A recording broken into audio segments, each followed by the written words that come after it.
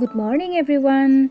এয়া দেখিছে একেবাৰে মন্দিৰলৈ ওলাই আহিছোঁ আজি ৰাতিপুৱাই। এয়া মন্দিৰৰ কাৰণে শৰাই লৈছোঁ।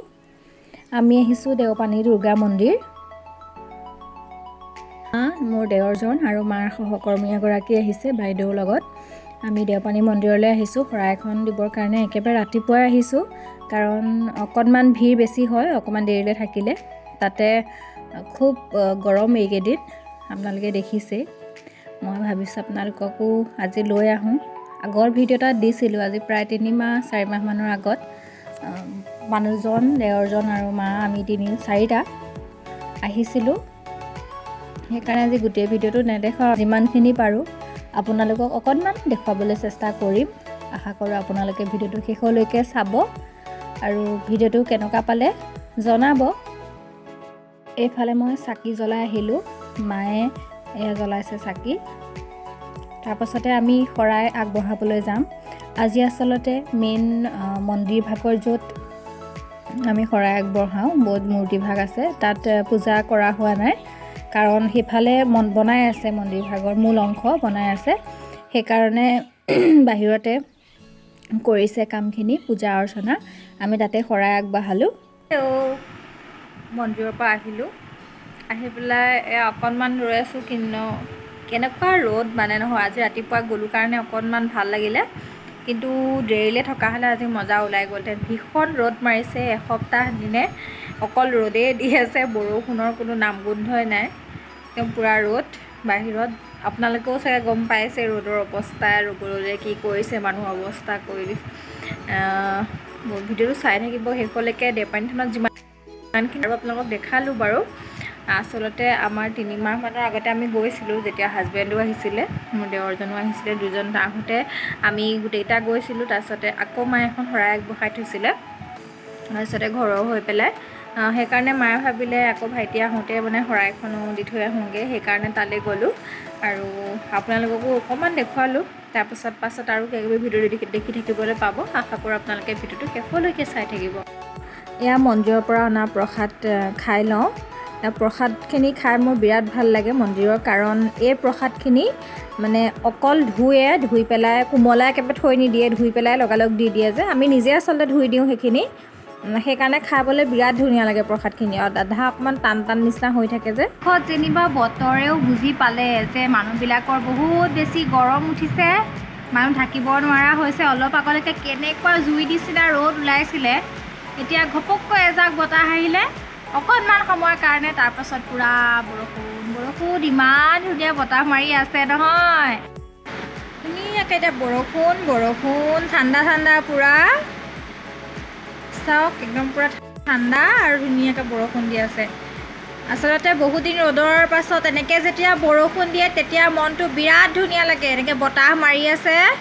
বহুত দিনতে ভাবি থৈছিলোঁ যে ঘৰতে যিহেতুকে আমাৰ ভোট জলকীয়া আছে, সেইকাৰণে আচাৰ বনাওঁ। আচাৰ অলপমান আগতে বনালোঁ। আজি ভাবিলোঁ এই বগা সৰিয়হখিনি বেয়া হৈ যাব, সৰিয়হখিনি 2-এটা ক'লা সৰিয়হো মিহলি হৈ আছে।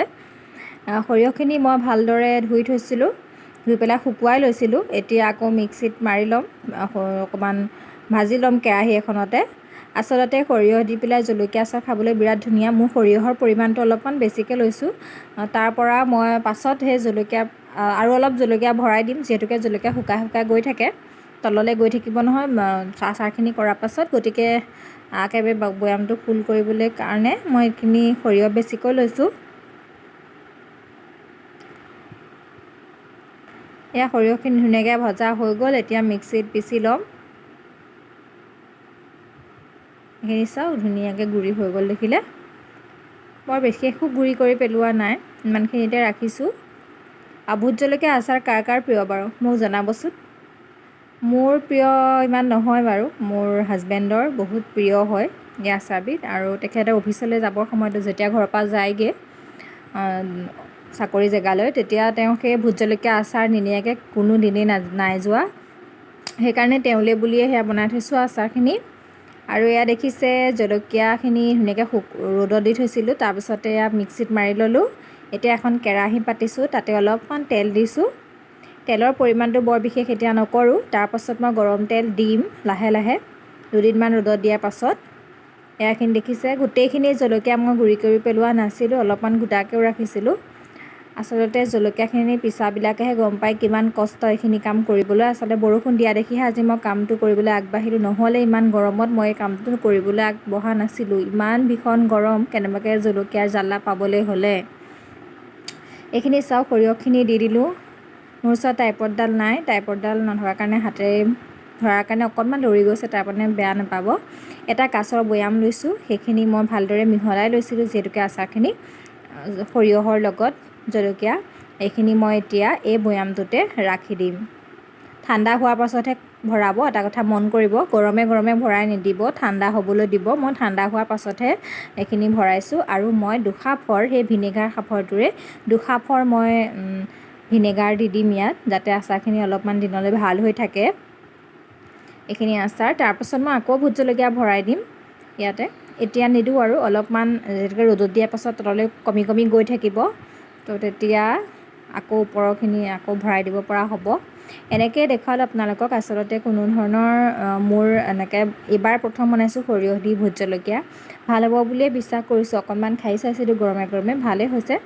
বাকী কি হয় পাছতে আপোনালোকক দেখুৱাই থাকিম। এয়া মই হাজবেণ্ডলে বুলি থৈ দিছোঁ, তেখেতৰ বহুত প্ৰিয় এই আচাৰবিধ, এই আচাৰ আৰু খৰিচা, গতিকে এইখিনি আপোনালোকক দেখুৱালোঁ।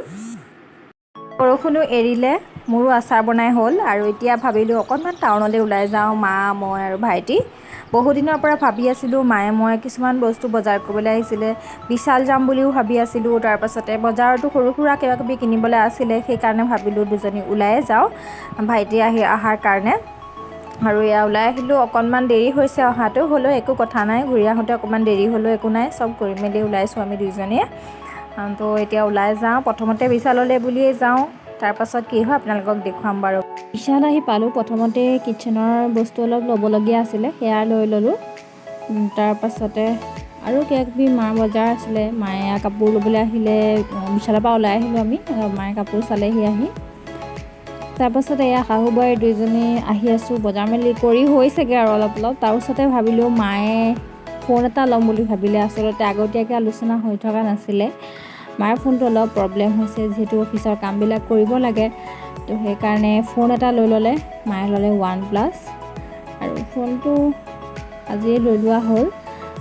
আৰু গতিকে তাৰপাছত আৰু বৰ বিশেষ কাম নাই টাউনত, আৰু আমি এতিয়া যাবগৈ পাৰোঁ আৰু। এইটো মোবাইলটো বিৰাট ধুনীয়া লাগিছে, আৰু ফটোবিলাক বহুত ধুনীয়া আহে দেই, ফটো ভিডিঅ' কোৱালিটি বহুত বেছি ভাল হয়। আচলতে ক'বই নালাগে আৰু OnePlus কথা আপোনালোকক সকলোৱে জানেই।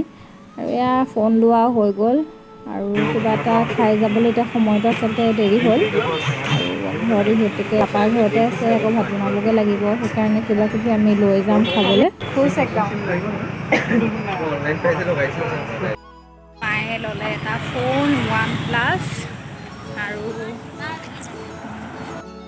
আমি এতিয়া ঘৰ পামগৈ আৰু। এয়া কুশল কোঁৱৰ ব্ৰিজ পালোহিয়ে, একেবাৰে আমাৰ নিচেই ওচৰতে ঘৰ, ব্ৰিজৰ ওচৰতে। গতিকে আজিলৈ ভিডিঅ'টো ইমানতে আছিলে, বাই বাই।